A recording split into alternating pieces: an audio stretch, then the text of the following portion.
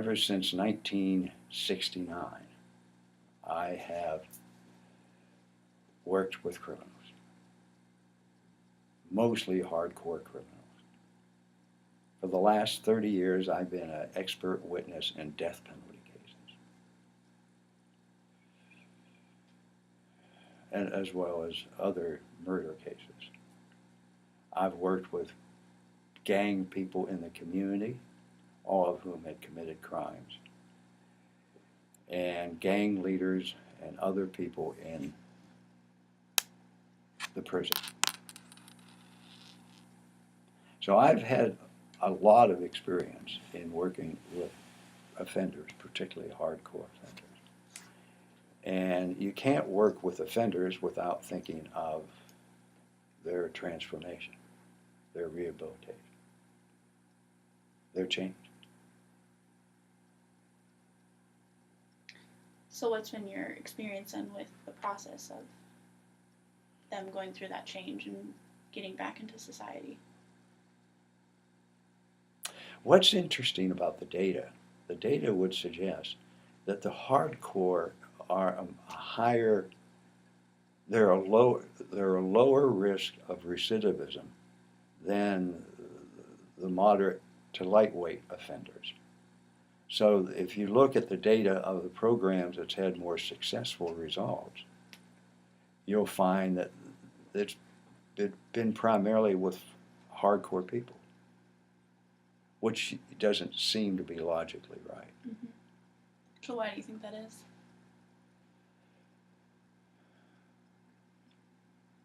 I think the hardcore people have done more time. They have more to lose by going back. The lightweight offender doesn't really take it as seriously. And most of these programs are programs that's been in the community rather than in prison.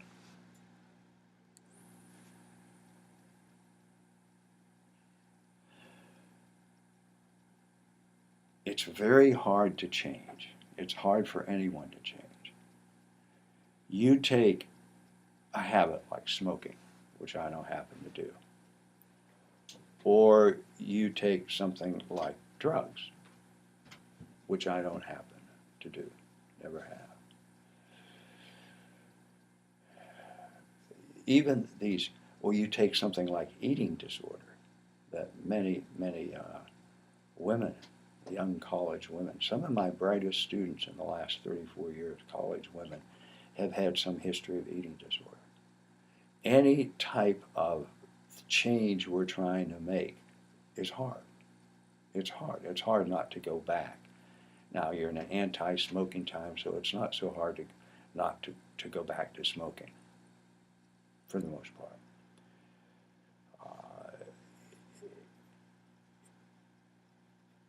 It's much harder to, like in terms of weight, dieting, obesity. It's for when there's, or eating disorders, when there's a real push on it, a social push, women, young women are supposed to be thin, emaciated. That's the ideal. Then it's really hard to change. So change is hard. And the change from crime is so much harder because you're not only dealing with keeping away from crime, but you have drugs in there, you have the lack of employment in there, you have a lot of reasons, and you have the fact that people are being returned if they've been in prison to the same communities where they were before. They don't have the resources. So in addition to the fact that change is hard, you have the whole thing of crime, and it ties in. It's very hard not to go back to crime.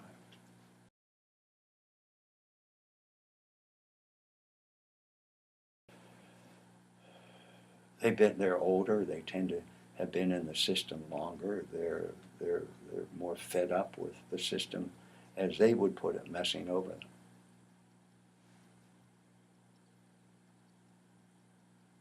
You know, you get to a certain point in anything, that you get fed up with.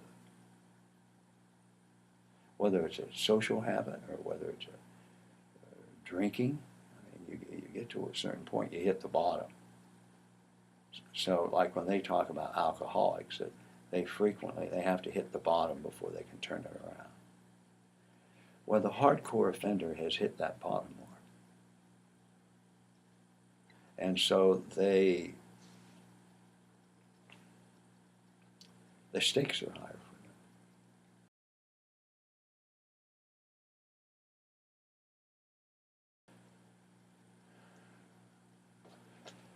Well, one of the problems of working with juveniles, obviously we think that if you want a program to work, rehabilitation, you want to do it with juveniles. You can't prevent it, at least you want to minimize it, for the kids. But if you know anything about working with juveniles, and I happen to know quite a bit, that's why I've written, I don't know, 10 or 15 books on juveniles.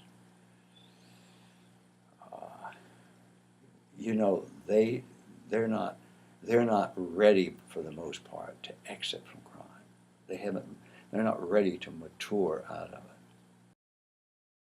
it. What's the next question?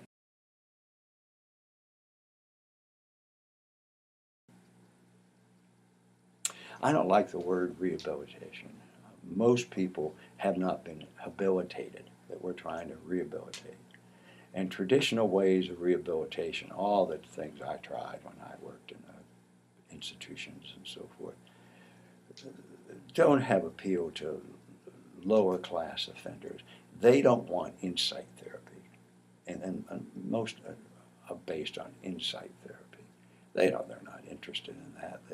They don't want you fooling with their minds. And they have an expression for that, which I won't say. But they feel very strongly. They don't want anyone messing with their minds. They don't want the traditional way. So what we have discovered is that the behavioral type of therapies have more effective response.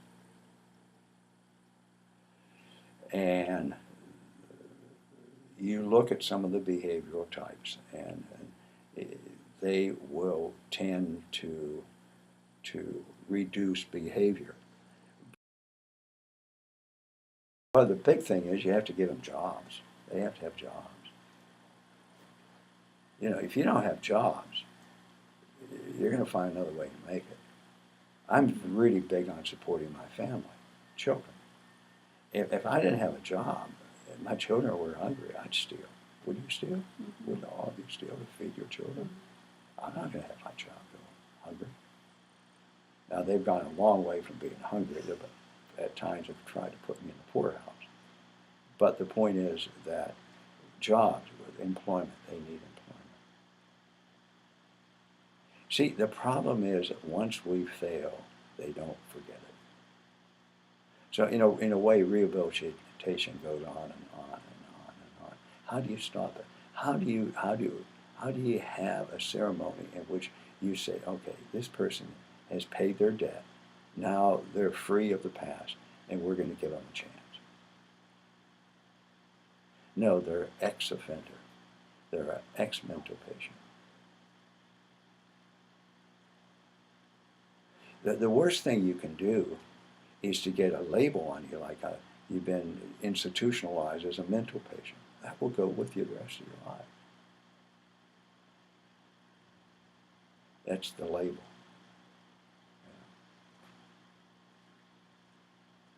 Yeah.